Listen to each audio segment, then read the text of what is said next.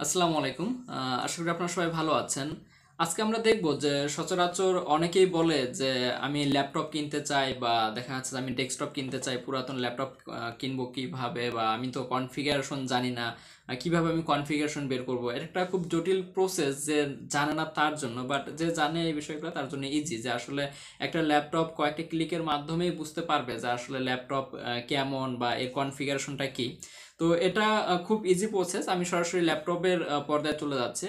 এখানে আপনারা এই যে দেখতে পাচ্ছেন যে দিস পিসি, হ্যাঁ, দিস পিসিতে এখানে ডান বাটনে ক্লিক করে প্রপার্টিজ এখানে আপনি ক্লিক করবেন। এখানে ক্লিক করার পরে দেখতে পারবেন এই যে এখানে ডান পাশে আপনারা, আমি একটু বড় করে ফেলি, এই যে এখানে আপনি টোটাল পিসির যে কনফিগারেশন আপনি এই জায়গায় দেখতে পারতেছেন যে আসলে ডেস্কটপ নেম এটা চেঞ্জ করতে পারবেন না আসে।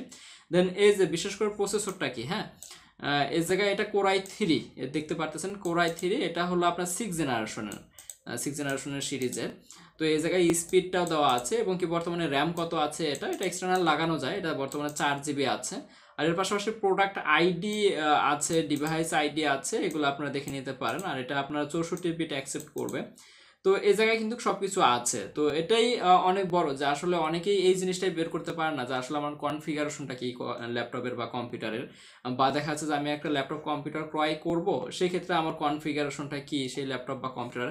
তো এটা দেখতে পারেন। আর এটার আরেকটা ওয়ে আছে, আমি আপনাদেরকে একটু দেখাই। এখানে ডান বাটন ক্লিক করার পরে পার্সোনালাইজেশন সবার নিচে যে কোনো জায়গায় ডান বাটন ক্লিক করার পরে এটা আসবে। এখানে ক্লিক করবেন। এখানে ক্লিক করার পরে এই যে হোমে যাবেন, হ্যাঁ, হোমে যাওয়ার পরে আপনি যদি সিস্টেমে যান, সিস্টেমে ক্লিক করার পরে এই নিচে দেখতে পাবেন যে অ্যাবাউটটা যদি ক্লিক করেন, আপনি আপনার ল্যাপটপের বা কম্পিউটারের ফুল প্রসেসটা ওইখানে যেটা দেখলাম আমরা, এটা এই সেম প্রসেস এখানে সব কিছু দেখাচ্ছে।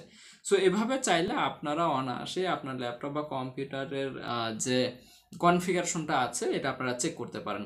তো আশা করি যারা এই বিষয়টা জানেন না তাদের জন্য ভিডিওটি অনেক উপকারে আসবে বা উপকার হবে। তো আজকে এই পর্যন্তই। অবশ্যই ইউটিউব চ্যানেলটি সাবস্ক্রাইব করতে ভুলবেন না। আর বিশেষ করে আমি নিত্য নতুন ভিডিওগুলো বানাই জাস্ট আপনাদেরকে জানানোর জন্য বিষয়গুলো, অনেকে হয়তো বা এই জিনিসগুলো জানেনই না। তো আজকে কথা না বাড়িয়ে এখানেই শেষ করতেছি। সবাই ভালো থাকবেন, সুস্থ থাকবেন। আল্লাহ হাফেজ।